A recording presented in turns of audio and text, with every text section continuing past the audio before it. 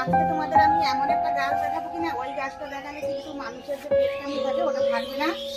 আর আর একটা গাছ দেখাবো, তোমার অ্যালার্জি হলে কিন্তু ওটা যদি বেটে খাও তাহলে কিন্তু একদম কিন্তু ওষুধ লাগবে না। তো চলো।